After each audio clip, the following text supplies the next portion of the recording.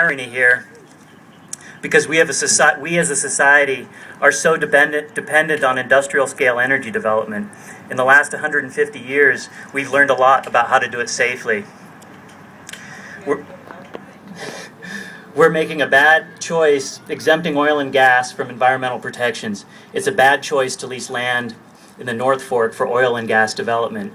We started with animal power, wind power, hydropower, steam power, biomass, coal, whale oil, ethanol, nuclear, gasoline, petrol oil, methane, nuclear.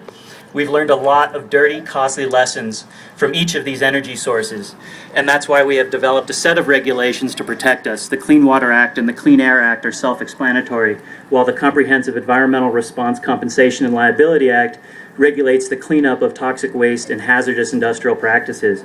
The exemption of oil and gas producers to CERCLA has created an industry where once a well stops producing its fossil fuels, the producer can charge another industry to pump its hazardous waste, liquids, or slurries into the holes for safekeeping. Sorry if that's too fast speaking.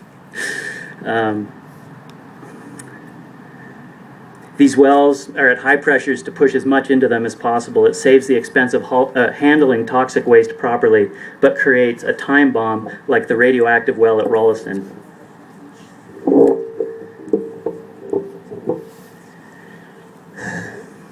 So why have we exempted the oil and gas industry from the rules that make them operate safely? Why don't they have to do regular radiometric testing? The EPA regulates wood stoves, but the wet gas wells in Garfield counties are releasing 30 tons of benzene a year. The industry has the money to adhere to safe practices. We don't think we want an industry that is not willing to operate cleanly. When they mess it up, we want them to clean it up, and if they don't have to clean it up, we cannot let them mess it up. When they say a massive disaster is unlikely, they're right. It is unlikely, but they can't say it won't happen. We don't want the potential of an Exxon Valdez on Terra Creek or a Deepwater Horizon on the North Fork. Small spills happen all the time. A relatively small spill in any of these parcels could impact our livelihood, our health, and our water.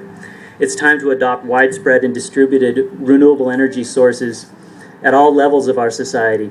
It's well past due. It's a travesty of policy. It's a tragedy for our children that we're still having this discussion. I was a child when we knew it was possible to adopt renewable energy. I spent my adult life making more efficient buildings, using resources and energy more efficiently, or energy as efficiently as is practical, but it's not enough. We need renewable energy to maintain a semblance of our current lifestyle.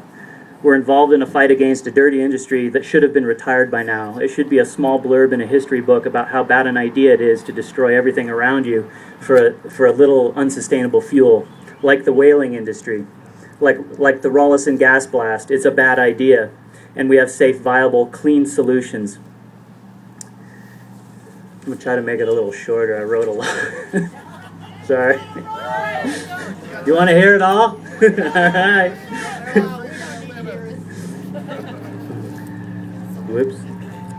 Sorry. Phone's ringing.